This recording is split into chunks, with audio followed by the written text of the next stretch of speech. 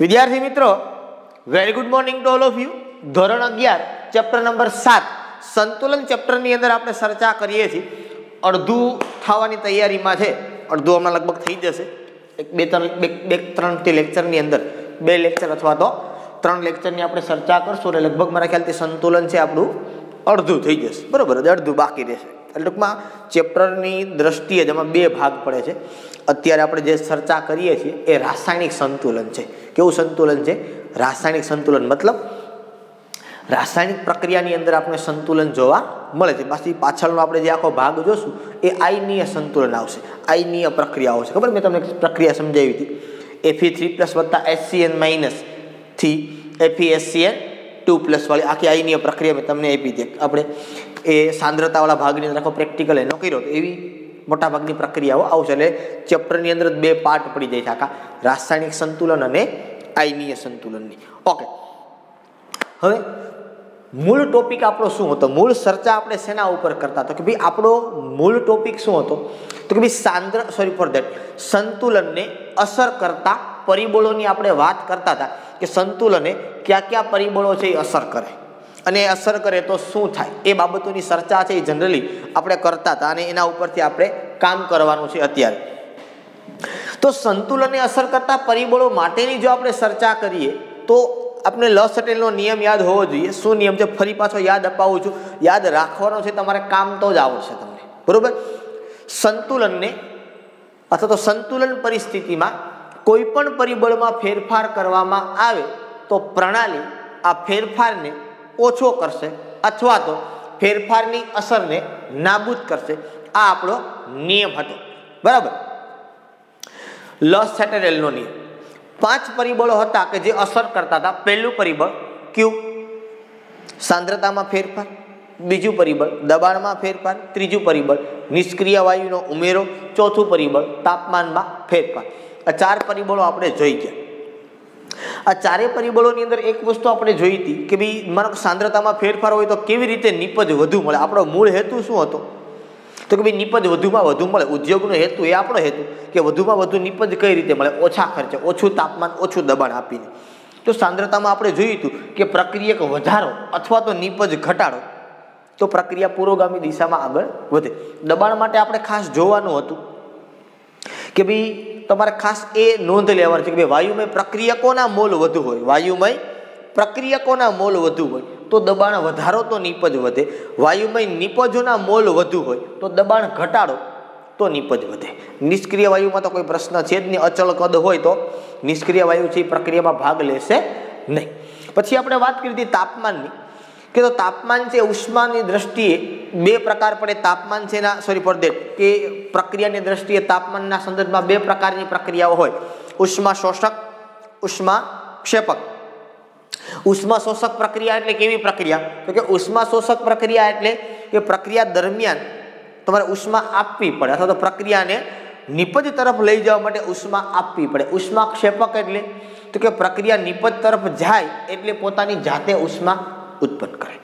ઉષ્મા શોષક પ્રક્રિયા હોય તો ΔH એ પ્લસ હોય, ઉષ્મા ક્ષેપક હોય તો ΔH માઇનસ હોય. અગત્યની વાત એ હતી કે તાપમાન બદલે તો સંતુલન અચળાંકનું મૂલ્ય બદલે, કારણ કે જે તે સંતુલન અચળાંકનું મૂલ્ય એ જે તે તાપમાને હોય. બરોબર, એટલે તાપમાન ઉપર ખાસ ધ્યાન રાખવાનું છે તમારે કે તાપમાન બદલે તો સંતુલન અચળાંકનું મૂલ્ય અવશ્ય બદલશે. સેકન્ડરી થિંગ આપણે શું જોવાની હતી એની અંદર કે ભાઈ સેકન્ડરી થિંગ આપણે એ વાત કરતા હતા કે ઉષ્મા શોષક પ્રક્રિયા હોય, તાપમાન વધારો તો પ્રક્રિયક તરીકે કામ કરે ઉષ્મા એટલે નિપજ વધુ મળે. ઉષ્મા ક્ષેપક પ્રક્રિયા હોય તો નિપજ છે ઉષ્મા છે એ નિપજ તરીકે વર્તે એટલે તાપમાન ઘટાડો તો નિપજ વધે. લાસ્ટ પરિબળ જે જોવાનું છે આપણે એ છેલ્લું પરિબળ ઉદ્દીપકની અસર. કે ભાઈ ઉદ્દીપક છે એ ઉદ્દીપકની શું અસર છે? સૌથી પહેલી વાત તો એ તમારા મગજની અંદર હોય કે સાહેબ ઉદ્દીપક એટલે શું? ઉદ્દીપક એટલે શું? ઉદ્દીપક કોને કહેવાય? પહેલી આ વાત તમે અમને સમજાવો, પછી બીજી વાત તો બધી જુદી છે. ઉદ્દીપક કોને કહેવાય? ઉદ્દીપક એટલે શું? કેટેલિસ્ટ એવું એને ઇંગ્લિશની અંદર કહેવાય. ઉદ્દીપક એટલે શું કહેવાય ને? કેટેલિસ્ટ. ઉદ્દીપકનું કાર્ય શું છે? તો કે ભાઈ ઉદ્દીપકનું કાર્ય એ રાસાયણિક પ્રક્રિયાનો વેગ વધારે. શું કરે ઉદ્દીપક? શું કરે? રાસાયણિક પ્રક્રિયાનો વેગ વધારે. તમારી કોઈ પ્રક્રિયા આગળ વધે છે, પ્રક્રિયા થાય છે, તો એ પ્રક્રિયાનો વેગ વધારે, એને ઉદ્દીપક કહેવાય. બરોબર? એ પ્રક્રિયામાં વપરાતો પણ નથી, બરોબર, અથવા તો પ્રક્રિયામાં વપરાય પણ નિપજના અંતે પાછો મળે જાય. સ્ટાર્ટિંગમાં વપરાય ખરી પણ નિપજના અંતે એ શું થાય? પાછો આપને મળે. એટલે એના કોઈ જરૂરિયાત નથી એવું તમે કહો તો ચાલે, પણ આમ એની જરૂરિયાત છે કે એની હાજરીમાં પ્રક્રિયા થાય. બરોબર? આ એના જેવી વસ્તુ છે. ગોરબાપા હોય ને એની હાજરીમાં કન્યા પક્ષને વર પક્ષ બંને પક્ષ તરફથી એના લગ્ન થઈ કરાવે ગોરબાપા. એમાં નફા નુકસાન કરતા બે સામેના પક્ષને હોય, ગોરબાપાને કાંઈ ન હોય, નફોય ન હોય, નુકસાની ન હોય. પણ નફો મતલબ એની જે કંઈ એ પ્રોસેસ કરે એના માટેની જે કંઈ ફીસ છે એ લેતા હોય એ બરોબર છે. બરોબર? એને સુખ દુઃખની લાગણી એને કંઈ ના હોય. શું કામ? તો કે એ ઉદ્દીપકનું કામ કરે છે. બરોબર? એ પ્રક્રિયાનો વેગ વધે, ઝડપ ફટાફટ કરે, ફટાફટ ફેરા ફરી એટલે વાર્તા એની પૂરી. તો કહેવાનો આખો મતલબ એ છે કે ઉદ્દીપકનું કામ કંઈક એવું જ છે કે જોઈ કોઈ રાસાયણિક પ્રક્રિયા ધીમી હોય, આપમેળે થાય પ્રક્રિયા પણ એ ધીમે થતી હોય તો એને ઝડપી બનાવે. જો એ પ્રક્રિયા કેવી થતી હોય? ધીમે થતી હોય તો એ પ્રક્રિયાને શું કરાવે? ઝડપી બનાવે. બરોબર? તો આપણે હું તમને લખીને આપું કે ભાઈ ઉદ્દીપક છે એનું કાર્ય શું છે? તો કે ભાઈ ઉદ્દીપકનું કાર્ય શું? તો કે ભાઈ રાસાયણિક પ્રક્રિયાનો વેગ વધારે.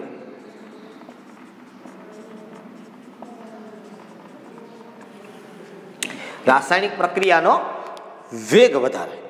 બરોબર છે? કે કોઈ પ્રક્રિયા છે એ ધીમે થતી હોય તો એ પ્રક્રિયાને ઝડપી બનાવે. સેકન્ડ વન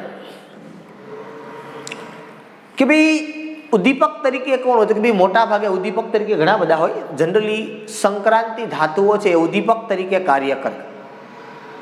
અને ખાસ એની અંદર પણ 21 થી 30 નંબરના તત્વો સ્કેન્ડિયમથી લઈ અને ઝિંક સુધીના તત્વો છે એ મોટે ભાગે ઉદ્દીપકનું કાર્ય કરે. સ્કેન્ડિયમથી લઈને ઝિંક સુધીના જે તત્વો છે એ જનરલી ઉદ્દીપક તરીકેનું કાર્ય છે એ કરે અને એ મોટા ભાગે પ્રક્રિયાનો વેગ વધારવામાં મદદ કરે. બરોબર? એ પછી એ તત્વ હોય કે તત્વનું કોઈ સંયોજન હોય એ જનરલી ઉદ્દીપક તરીકેનું કાર્ય છે એ કરતા હોય છે. હવે આપણને એવો પ્રશ્ન થાય કે સાહેબ એની પાસે એવું શું છે, ઉદ્દીપક પાસે એવું શું છે કે એ રાસાયણિક પ્રક્રિયાનો વેગ વધારે છે? ઉદ્દીપક પાસે એવું શું છે કે જેથી કરીને રાસાયણિક પ્રક્રિયાનો વેગ વધે છે? તો ઉદ્દીપક છે એ પ્રક્રિયાની સક્રિયકરણ ઉર્જા ઘટાડે અને સક્રિયકરણ ઉર્જા ઘટે એટલે પ્રક્રિયાનો વેગ વધે. તો સેકન્ડ નંબરનો પોઈન્ટ આપણે એ મળ્યો. શું? તો કે ઉદ્દીપક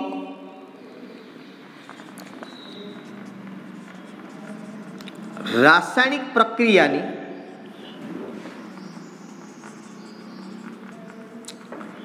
સક્રિયકરણ ઉર્જા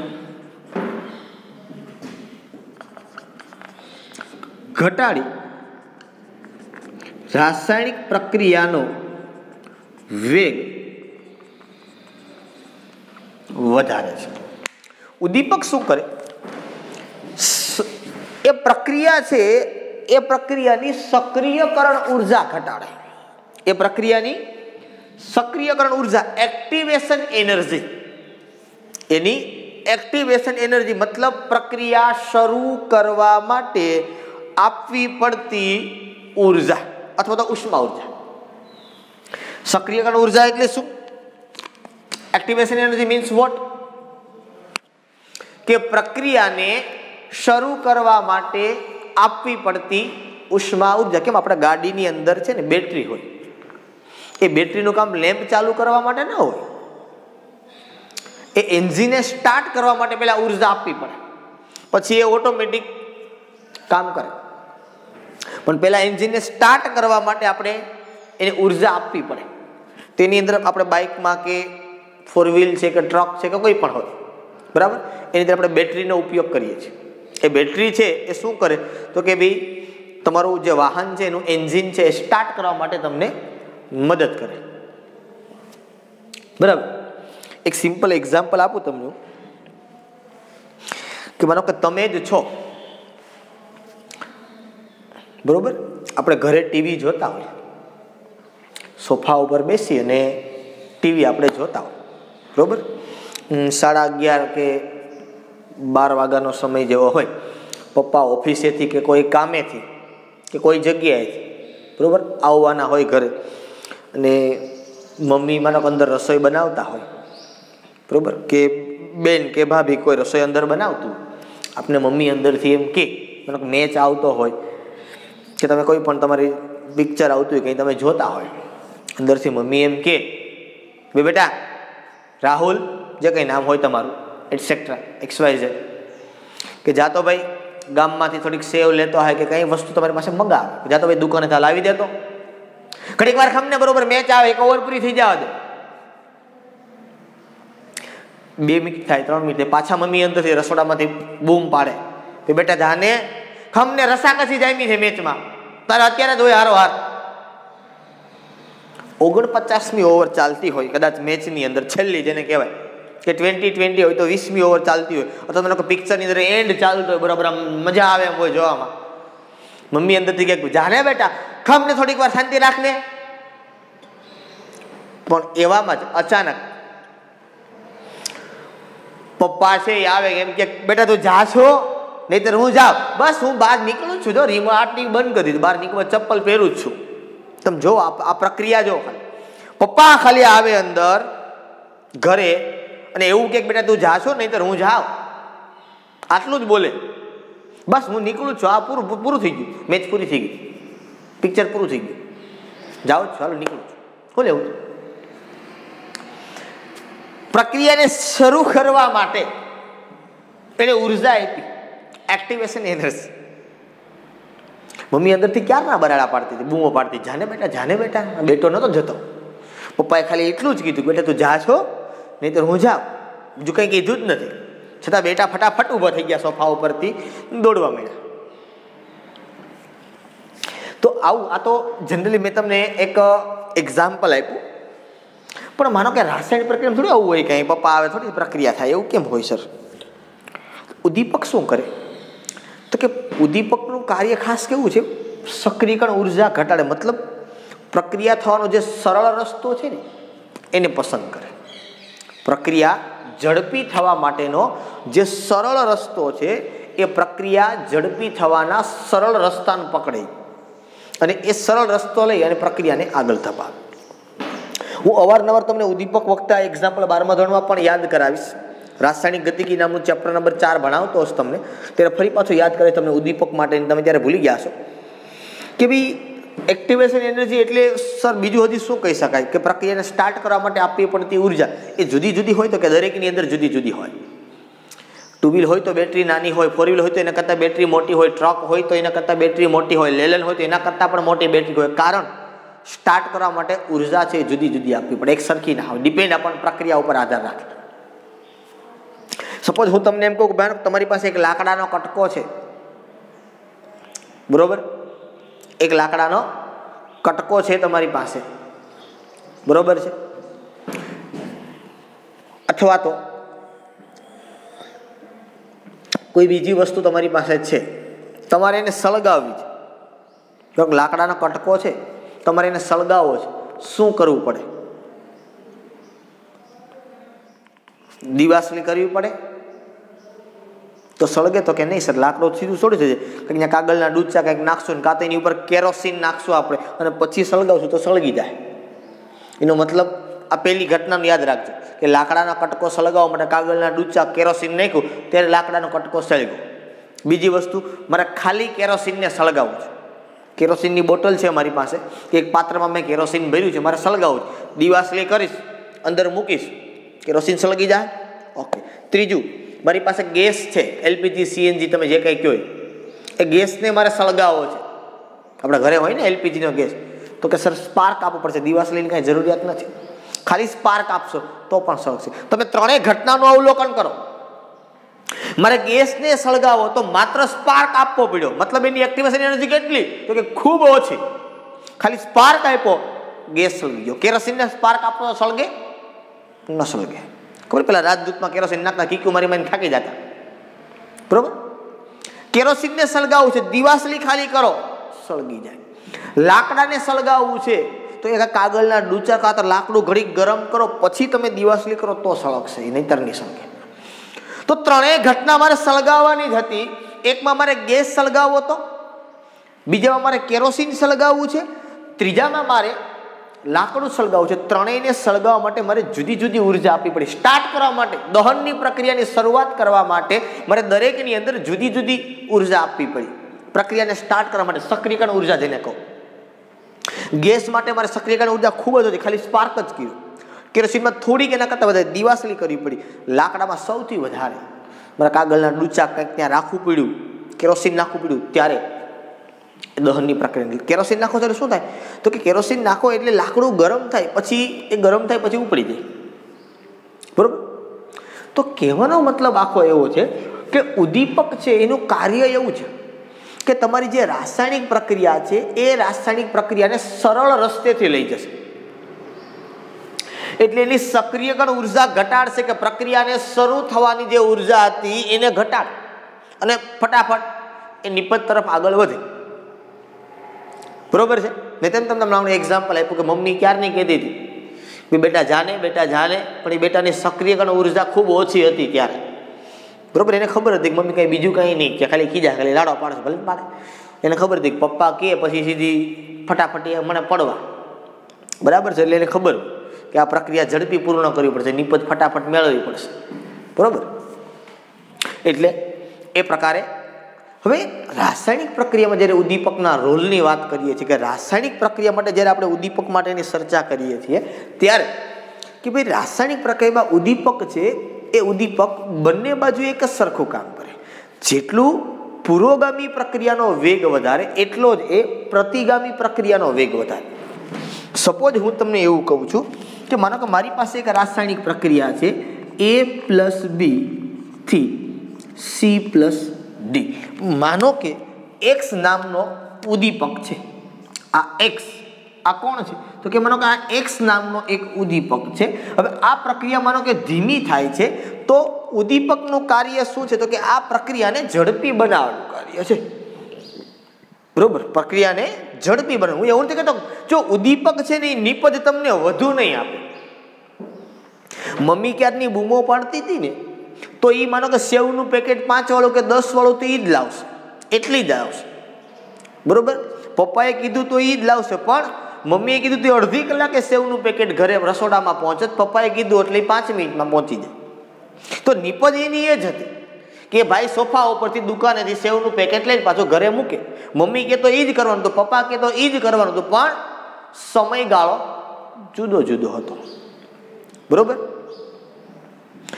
આપણે સ્કૂલેથી ઘરે જવાનું હોય કે ઘરેથી સ્કૂલે જવાનું હોય, બંનેની અંદર ગાળો તો સમાન, અંતર તો સમાન જ હોય, સ્કૂલથી ઘર કે ઘરથી સ્કૂલ. પણ યાદ કરો કે જ્યારે તમને ઘરેથી તમે હોસ્ટેલે આવતા હોય, તમે જ્યારે ઘરેથી હોસ્ટેલે આવતા હોય ત્યારે સમય અને તમે જ્યારે હોસ્ટેલેથી ઘરે જતા હોય ત્યારનો સમય ખાલી તમે જોજો, ઝડપી કયો હશે આમાંથી? તો કે સર હોસ્ટેલેથી ઘરે જવાનું, ઈચ્છા હોય ઘરે જવાની, ઉતાવળ હોય, ફટાફટ ભાગી ગયા હોય આપણે. અંતર એ જ છે, જગ્યા એ જ છે, પ્રક્રિયાથી નિપજ એ જ છે, પણ સમયગાળો બદલી જાય, બરાબર? કે આપણે ખુદ ત્યારે ઉદ્દીપક તરીકેનું કામ કરીએ. તો કહેવાનો મતલબ X તરીકેનો ઉદ્દીપક છે એ માત્ર એ પુરોગામી પ્રક્રિયાનો વેગ એટલો જ વધારશે, એટલો જ પાછો પ્રતિગામીનો વધારશે. એનો મતલબ એમ કે નિપજમાં કોઈ ફેર નહીં થાય. નિપજમાં ફેર નહીં થાય એનો મતલબ એમ કે કેસીના મૂલ્યમાં કોઈ જાતનો બદલાવ આવશે નહીં, અને કેસીમાં ન આવે તો ડેલ્ટા G0 ના મૂલ્યમાં પણ કોઈ જાતનો ફેરફાર આવવાનો નથી. આ અગત્યની વાત MCQ તરીકે તમને પૂછે કે ભાઈ ઉદ્દીપક છે એ રાસાયણિક પ્રક્રિયાનો પુરોગામી પ્રક્રિયાનો વેગ એટલો જ વધારે, એટલો જ પ્રતિગામી પ્રક્રિયાનો વધારે. એના કારણે કેસીના મૂલ્યમાં કંઈ ફેર નહીં પડે, અને કેસી ઉપરથી ડેલ્ટા G0, કારણ કે આપણી પાસે સમીકરણ છે કે delta G0 = -2.303 RT log Kc, કારણ કે ડેલ્ટા G0 અને Kc એકબીજાના સમપ્રમાણમાં કહેવાય, બરાબરની સામે બાજુ છે એટલે બરાબર. તો કહેવાનો મતલબ એ છે કે Kc ના મૂલ્યમાં ફેરફાર ન થાય તો ડેલ્ટા G ના મૂલ્યની અંદર પણ ફેરફાર થાય નહીં. આ પણ વાત એટલી જ મુદ્દાની છે, આ પણ વાત એટલી જ અગત્યની છે. તો કહેવાનો મારો આખો મુદ્દો શું છે, કહેવાનો મારો આખો મતલબ શું છે, તો કે કહેવાનો મતલબ આખો એ છે આપણી પાસે બરાબર કે ઉદ્દીપક છે એ માત્ર ને માત્ર તમારી પ્રક્રિયા છે એને ઝડપી બનાવે છે. તમારી નિપજની અંદર વધારો કરી દેતું નથી. માનો તમારી નિપજ 100 ટન વળતી હોય તો તમને 150 ટન નથી આપતું, પણ હા એ 24 કલાકમાં તમારી નિપજ 100 ટન મળતી હોય તો ઉદ્દીપક છે એ તમને 24 કલાકમાં એ તમારી કદાચ 200 ટન નિપજ ડબલ કરી દે બરોબર, પણ એ સમય ઘટાડીને તમને કરી દે બરોબર. નિપજ તો તમને એટલી જ મળે, એમાં ચેન્જ પડી જાય. મેં 100 ટનમાંથી 200 ટન કીધી, પણ શું કીધી એ ઝડપી થઈ એટલા માટે બરાબર છે. એટલે કહેવાનો મતલબ આખો એ છે કે આના જે વસ્તુ તમે માનો ચાલીને જાઓ તોય તમે 5 કિલોમીટર અંતર જ કાપો, બાઇક લઈને જાઓ તોય તમે 5 કિલોમીટર અંતર જ કાપો, તમે કાર લઈને જાઓ તો 5 કિલોમીટર અંતર જ કાપ્યું કહેવાય, પણ દરેકમાં સમયગાળો જુદો જુદો હોય. પેલું તમે ચાલીને ગયા તમારા પગ વડે કાર્યથી ઉદ્દીપક તરીકે પગ હતા, બીજી વખત તો કે બાઇક હતું, ત્રીજી વખત કાર હતી બરોબર. એ અંતરમાં ફેર પડતો નથી બરોબર. આ એના જેવી વાત છે પુરોગામી ને પ્રતિગામી પ્રક્રિયા માટે કે માનો કે આપણે ક્યાંક અહીંથી બહાર જતા હોય ને વચ્ચે માનો કે અહીંયા સ્પીડ બ્રેકર આવતો હોય, બમ્પ આવતો હોય, તો આપણે માનો કે અહીંથી જતા હોય તો પણ ગાડીને બમ્પની નજીક ધીમી પાડવી પડે, અને પાછા આવતા હોય તો પણ બમ્પની નજીક ગાડી તો ધીમી જ પાડવી પડે, એમાં કાંઈ ફેર પડી જાય એ મતલબ અહીંથી તમે જાઓ છો એ પુરોગામી પ્રક્રિયા થઈ અને આવો છો એ તમારી પ્રતિગામી પ્રક્રિયા થઈ, એમાં કોઈ જાતનો ચેન્જ આવતો નથી. એટલે આ એક અગત્યની વાત તમારે ખૂબ ધ્યાન રાખવાની છે કે તમે અહીંથી જતા હોય કે તમે ત્યાંથી પાછા આવતા હોય તો બમ્પ તો વચ્ચે આવશે, અને બમ્પ આવે તો બે વખતે તમારે ગાડી છે એને ધીમી પાડવી પડે બરોબર, એમાં કોઈ જાતનો ફેર પડે નહીં. એટલે ઉદ્દીપક છે એ ઝડપી બનાવે, પુરોગામી પ્રક્રિયાને પણ વેગ એટલો જ વધારશે ને એટલો જ વેગ કોનો વધારી દેશે પ્રતિગામી પ્રક્રિયાનો બરોબર છે. એટલે એ પ્રશ્ન આખો અલગ છે કે કેસીના મૂલ્યમાં ફેર નહીં પડે, એટલે નિપજમાં તમને કોઈ જાતની ફેર પડવાનો નથી. ઓકે, હવે આપણો જે મૂળ મુદ્દો હતો, આપણી પાસે જે મૂળ પ્રશ્ન હતો, માનો કે હેબર વિધિ માટે આપણી પાસે પ્રક્રિયા હતી કે N2 gas plus 3H2 gas થી 2 મોલ ઓફ એમોનિયા આ ગેસ, અને આ પ્રક્રિયા માટે તમને કદાચ ખબર હતી બરોબર કે માનો કે આ પ્રક્રિયા બંધ પાત્રમાં થાય અને તો જ સંતુલન સ્થપાય બરોબર. અને સમજો અથવા તો ધારો કે આ પ્રક્રિયા માટે તમને આપેલું જ છે મારા ખ્યાલથી કે delta RH equal to minus 92.38 kilo joule પર મોલ, માઇનસ લગભગ મારા ખ્યાલથી આટલી જ વેલ્યુ છે, મારી કદાચ ભૂલ ન થતી હોય તો. આમાં પણ આપેલું જ નથી, કાં તો ક્યાંક આપ્યું છે, બીજે આપ્યું છે, આમાં ક્યાંય તમને ઓકે આપ્યું છે, આટલી જ છે 92.38 કિલો જૂલ પર મોલ. હવે આ પ્રક્રિયા તમે જો RH એટલે R ટેન્ડ્સ ફોર રિએક્શન, આખી પ્રક્રિયાની એન્થાલ્પી છે. R એટલે શું થાય અહીંયા રિએક્શન, પ્રક્રિયાની એન્થાલ્પી મતલબ ઉષ્મા ઉર્જા, માઇનસ છે ઉષ્મા ઉર્જા એનો મતલબ પ્રક્રિયા ઉષ્મા ક્ષેપક છે. પ્રક્રિયા કેવી છે ઉષ્મા ક્ષેપક, મેં તમને કાલે સમજાવ્યું. હવે સમજો કે આ પ્રક્રિયાને મારે નિપજ વધારવી છે, શું કરવું પડે? પહેલી વાત સાંદ્રતામાં ફેરફારમાં મને ખબર છે, સાંદ્રતામાં ફેરફારમાં મારે શું કરવું પડે તો કે ભાઈ નિપજ વધારો અથવા તો સોરી ફોર દેટ પ્રક્રિયક વધારો અથવા તો નિપજ ઘટાડો, આ બે કામ કરવું પડે. પણ જો તાપમાનના સંદર્ભની અંદર હું વાત કરું તો શું કરે તો કે ઉષ્માક્ષેપક પ્રક્રિયા છે, તાપમાન વધારે તો કે નહીં, તાપમાન ઘટાડવું પડે તમારે. જો તમે તાપમાન ઘટાડો તો પ્રશ્ન શું થાય તો કે પ્રક્રિયાનો વેગ ઘટી જાય. તમે જનરલી પહેલેથી 8મા 9મા ધોરણથી મેં તમને કીધું હતું, કાલે મેં તમને સમજાવ્યું હતું તાપમાનવાળા સંદર્ભની અંદર કે તમે 8મા 9મા ધોરણથી ભણતા હો છો કે જો તમે તાપમાન ધીમું કરી નાખો તો એ પ્રક્રિયા છે એનો વેગ ઘટી જાય. તાપમાન ઘટાડી દો તો એ પ્રક્રિયાનો વેગ ઘટે, મતલબ એની સ્પીડ ઘટી જાય, એ પ્રક્રિયા ધીમી થઈ જાય. તો કાંઈક અહીંયા એવું જ છે, જો તમે તાપમાન ઘટાડી દો તો પ્રક્રિયા ધીમી પડશે, અને પ્રક્રિયા ધીમી પડશે તો પણ તમને અંતે તો નુકસાન છે ને. 24 કલાકમાં જે નિપજ મળવી જોઈએ એટલી તો મળશે ને બરોબર. લાંબો સમય લાગશે નિપજ આવતા, તો જે તમારા કારીગરો છે એને તમારે પૈસા આપવા પડે, તો આપવા જ પડે 8 કલાકની ડ્યુટી પ્રમાણે બરોબર. તો દબાણના સંદર્ભમાં સારું છે કે ભાઈ વાયુમય પ્રક્રિયકોના મોલ વધુ છે એટલે દબાણ વધારો તો નિપજ વધે, એટલે તમે દબાણ વધારી શકો ઓકે બરોબર. પણ અહીંયા તાપમાન તમે વધારી ન શકો એટલા માટે અહીંયા શું કર્યું કે ભાઈ આયર્ન છે એ આયર્નનો ઉદ્દીપક તરીકે ઉપયોગ કર્યો. કોણે? તો કે ભાઈ ફ્રીજ હેબર. કોણે?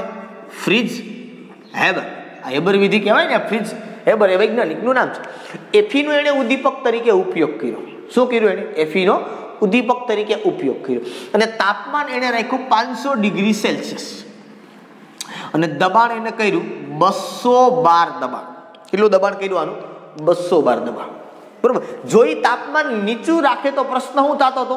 એનો વેગ ઘટી જાય.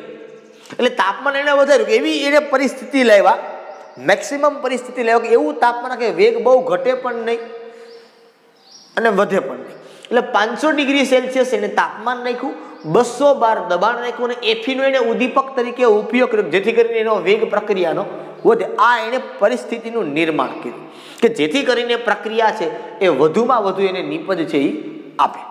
બરોબર. તો આ પ્રમાણે એને નિપજ છે એ મેળવ્યું. બરોબર. હવે 212 આપણે સર હવે હું કામ તમે સાહેબ આ ખોટું કરાવો છો? તાપમાન તમે 500 ડિગ્રી સેલ્સિયસ આપોમાં, તાપમાન તમે વધારો તો નિપજ ઘટે એમ જ છે ને. એના બદલે દબાણ 512 દઈ દો, તાપમાન ઘટાડી દો, વાતાવરણનું તાપમાન રાખો 300 ડિગ્રી કાં તો 298 કેલ્વિન રાખો તમે તાપમાન. કેલ્વિન કહો છો, સેલ્સિયસ છે. હજી તમે 273 ઉમેર 773 કેલ્વિન તાપમાન થયો.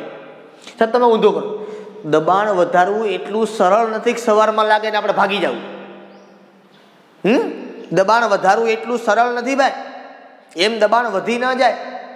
આ જે પ્રક્રિયા થાય છે એ કાચના કન્ટેનરમાં થાય, કાચના પાત્રની અંદર થાય. આ કાચ બહુ સારી કક્ષાનો જોઈએ. દબાણ કેમ વધે ખબર તમને ઇન્ડસ્ટ્રીની અંદર? તો કે પાણી છે એનું વરાળ બનાવે. પાણીનું શું બનાવે? વરાળ. પહેલી વાત એ છે કે તમારે પાણીમાંથી વરાળ કરવી એટલે બોઇલર જોઈએ કે નહીં ભાઈ? હવે નાનું બોઇલર તો ચાલે નહીં, આપણે કંઈ હોસ્ટેલમાં હોય એવું.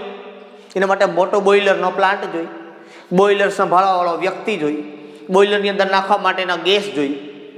બરોબર. હવે એક નાની બોટલ એટલે ઘરની બોટલ થાય નહીં, એ ગેસના મેન્ટેનન્સ વાળો વ્યક્તિ જોઈએ.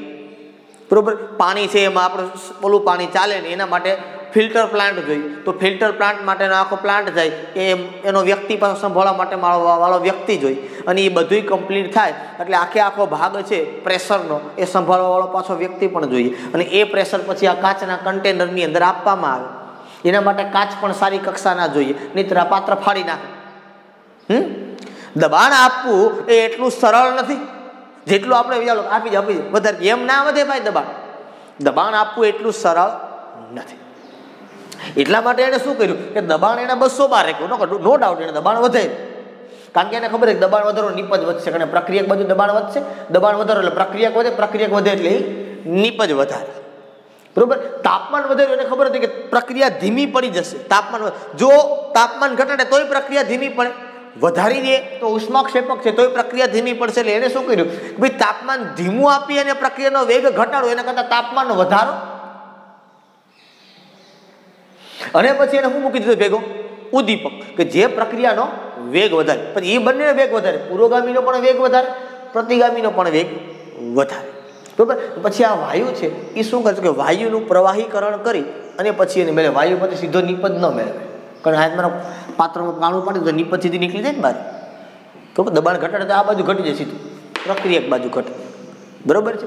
પણ પ્રશ્ન કહે છે કે આ વાયુ છે એનું પહેલાં તો પ્રવાહીકરણ કરે અને પ્રવાહીકરણ કરી અને પછી એ બરાબર છે નિપજ છે એ મેળવવામાં આવે. કેવી રીતે પ્રવાહીકરણ થાય વાયુનું એ તમે ચેપ્ટર નંબર 5 અંદર અભ્યાસ કરશો, પ્રવાહી અને વાયુ અવસ્થાની અંદર.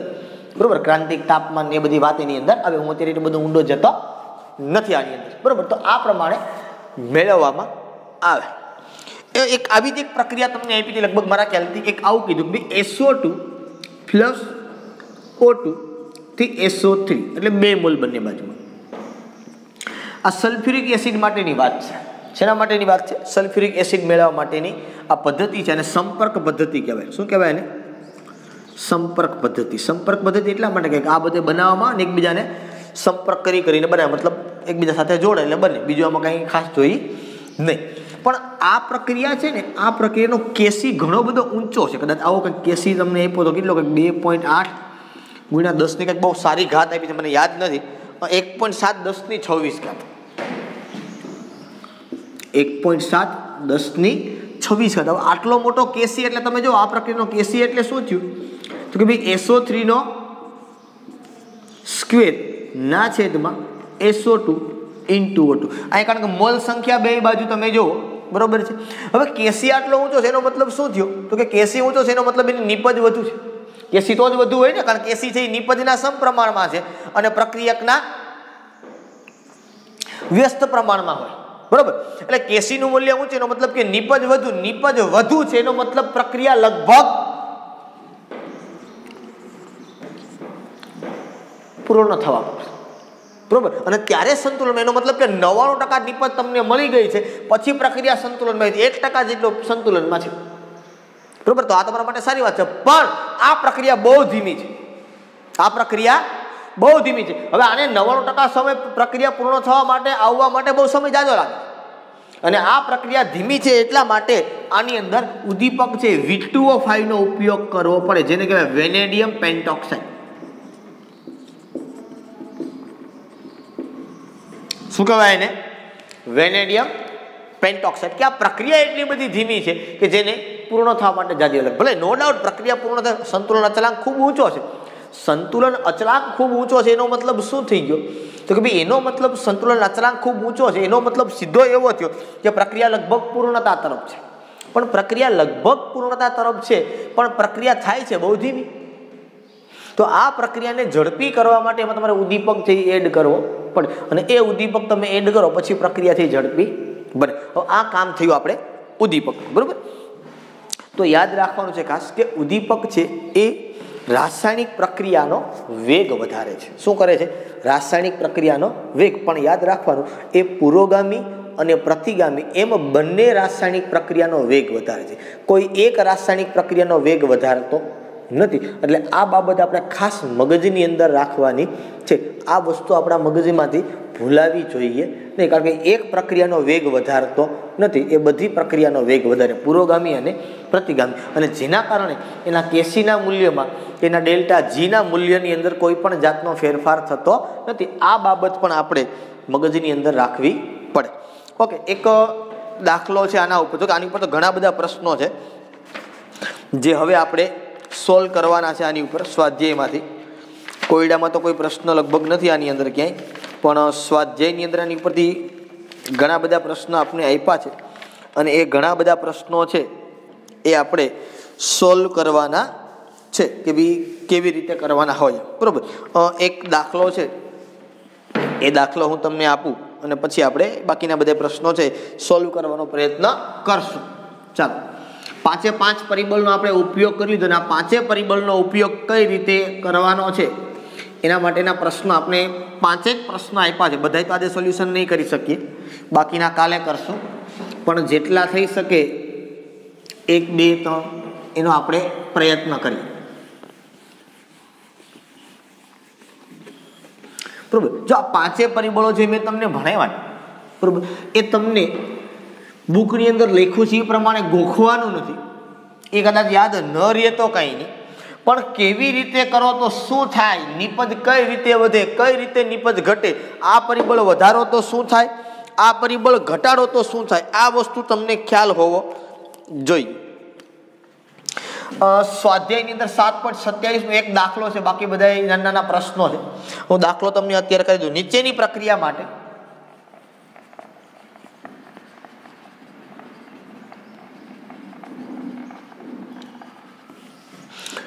1024 કેલ્વિન તાપમાને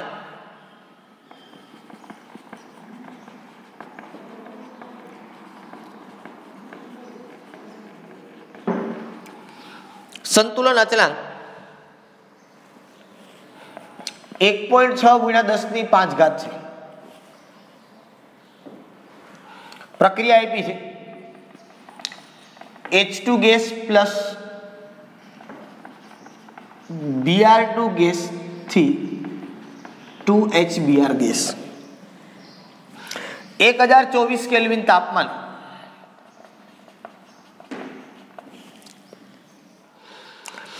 જો સીલ કરેલા પાત્રમાં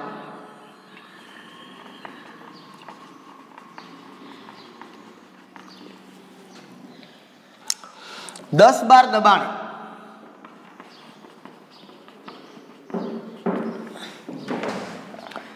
HBr દાખલ કરવામાં આવે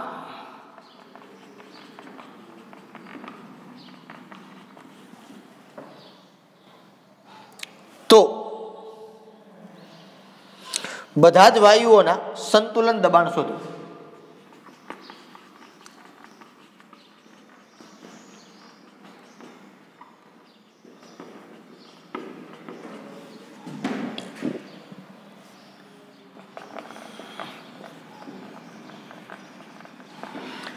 આ દાખલો આમ તમે જોવો ને તો મેં તમને આગળ આવા દાખલા ઘણા બધા કરાવી દીધા છે, પણ આમ જો તો થોડોક વિચિત્ર છે. પ્રક્રિયા માટે સંતુલન અચળાંક કેસી તમને આપ્યો એને 1.6 × 10⁵ આ પ્રક્રિયા થાય છે, બંધ પાત્રમાં છે. જો સીલ કરેલા પાત્ર સંતુલન અચળાંક આપ્યો એટલે પ્રક્રિયા સંતુલનમાં છે, એનો સંતુલન અચળાંક આટલો છે. 1024 કેલ્વિન તાપમાને સંતુલનમાં છે. 1024 કેલ્વિન તાપમાને જો સીલ કરેલા પાત્રમાં 10 બાર દબાણે જ્યારે સંતુલન હતું ત્યારે આનું પ્રેશર કેટલું હતું તો કે 10 બાર. 10 બાર દબાણે HBr દાખલ કરવામાં આવ્યો. પ્રક્રિયા સંતુલનમાં છે, એનો સંતુલન અચળાંક 1.6 છે. ત્યારે આની અંદર HBr એને ઉમેરો. હવે તમે મને કહો આ વાયુમય પ્રક્રિયા છે, બે બાજુ મોલ સંખ્યા સમાન છે, એને HBr ઉમેરો. HBr ઉમેરો એટલે નિપજ વધી કે ના વધી? સાંદ્રતા વધી ને. HBr ઉમેરો એટલે સાંદ્રતા વધી. કોની વધી? તો કે નિપજની વધી. સાંદ્રતા નિપજની વધી તો શું થાય? તો કે પ્રક્રિયા કેમ આગળ વધે? તો કે આને ઘટાડે. કેમ ઘટાડે? તો કે પ્રક્રિયા પ્રતિગામી. તો હવે તો આ પ્રશ્ન થયો ને, શું થયો? તો કે 2HBr પ્રતિગામી થઈને આમ થયું ને, H2 + Pr2. હવે એને જ્યારે ઉમેર્યું ત્યારે પાત્રમાં દબાણ કેટલું હતું?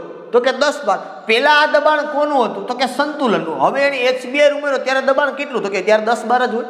HBr ઉમેર્યો તો આનો મતલબ એમ થયો કે શરૂઆતનું દબાણ આનું કેટલું થયું? 10 બાર. આનું 0, આનું 0. વપરાયેલું દબાણ આનું માનો કે તમે લ્યો +x, આનું પણ થાય +x, આનું થાય -2x. સંતુલનને દબાણ આનું પણ થાય +x, આનું પણ +x, આનું થાય 10 - 2x. તો બધા જ વાયુઓના સંતુલને દબાણ શોધો. તો આ બધાય વાયુઓના તમારે સંતુલને દબાણ ગોતવાના છે. સંતુલન અચળાંક તમને આપ્યો તો આ કોનો આપ્યો? તો કે પુરોગામી પ્રક્રિયાનો. હવે સંતુલન અચળાંક કયો થઈ જાય તમારે? તો કે પ્રતિગામીનો થઈ જાય. તો આનો મતલબ શું થાય? આવું થાય કે નહીં? કેવો? તો કે Kc' બરાબર આવું થાય ને. હવે તો કે હવે આવું થાય H2 × Br2 upon HBr આનો સ્ક્વેર. Kc' એટલે આવું થાય 1/1.6 10⁵ equal to H2 × Br2 x² × 10 - 2x whole square. આવું થાય બરોબર. હવે મેં 1/, હું કામ લખ્યું ખબર પડી? Kc' માં, કારણ કે આ Kc આ પ્રક્રિયાનો આપ્યો તો પાત્રમાં HBr દાખલ કરવામાં આવ્યો એટલે પ્રક્રિયા ઊંધી થઈ, પ્રતિગામી દિશામાં વધે. બરાબર, આ મુખ્ય વસ્તુ છે. બાકી તમને બધું આવડે, આની અંદર બીજું કંઈ નથી, એકદમ સિમ્પલ છે. બરોબર. હવે આને હું સેટ કરું કઈ રીતે? તો કે આમ કરું 16 × 10⁻⁴ = x² upon 10 - 2x whole square. 16 × 10⁻⁴. આ બાજુ તમારે શું કરવાનું? તો કે વર્ગમૂળ લેવાનું છે. 16 × 10⁻⁴ એ પ્રમાણે તમારે કામ કરવાનું છે. બરોબર. એટલે પછી એનું વર્ગમૂળ લઈ લેવાનું. 16 × 10⁻⁴ તમે કેલ્ક્યુલેટરની અંદર કરો એટલે 400 એનું વર્ગમૂળ થઈ જાય મારા ખ્યાલથી. 16 પછી 4 મીંડા અને એનું તમે વર્ગમૂળ લ્યો એટલે સીધે 400. પણ એ શું થયું? આમ થાય 1/16 × 10⁻⁴. અહીંયા 1/2 = x upon 10 - 2x. અહીંયા શું થઈ ગયું? તો કે 1/400 બરાબર x upon 10 - 2x. આ 400 આમ ગયા ને આ બાજુ ગયો તો આનું શું થયું? 400x બરાબર 10 - 2x. અહીંથી તમને હવે આ -2 ને આ બાજુ લ્યો તો કે ભાઈ 400x + 2x બરાબર 10. અહીંથી શું થયું? તો કે 402x બરાબર 10. તો x બરાબર 10/402. તો x બરાબર 10/402 એટલે 0.02487 0.02487 12 હોય. બરોબર. આ x મળ્યું તો આનો મતલબ એમ થયો કે ભાઈ સંતુલન દબાણ એટલે pH2 equal to PBr2 equal to 0.0 2487 12 અને PHBr equal to 10 - 2x equal to 10 - 2 into 0.0 2487 બરોબર. જે મળ્યું છે એને પહેલાં તમે 2 વડે ગુણી દો અને એમાંથી તમે 10 બાદ કરો 9.95 મળ્યું. તો પ્રેશર ઓફ આ HBr કેટલું મળે મને 9.95 બાર. આપને દબાણ છે એ મળી ગયું બરોબર. તો આ પ્રકારના દાખલાઓ છે એ આપણે કેલ્ક્યુલેટ કરવાના છે. 25, 26 છે, 28, 29, 30. હજી આપણી પાસે 5 પ્રશ્નો છે એ છે. હવે જો તમે તમારી જાતે ટ્રાય કરજો, આવડી જશે. એમાં કંઈ એટલા બધા અઘરા પ્રશ્નો છે નહીં બરોબર. શું કરવાનું છે એમ ક્યાં પ્રશ્ન કહું છું 25, 26, 28, 29 અને 30 બરોબર. જોજો, હું કરાવીશ કાલે તમને, પણ છતાં તમે જોજો, ચેક કરજો, લગભગ તમને પ્રશ્ન બધા આવડી જશે બરોબર. ઓકે, અહીં સુધી આજના માટે રાખીએ છીએ. ફરી પાછા આપણે નવા લેક્ચરની અંદર મળશું. ત્યાં સુધી બધાને Tata, bye bye and C you.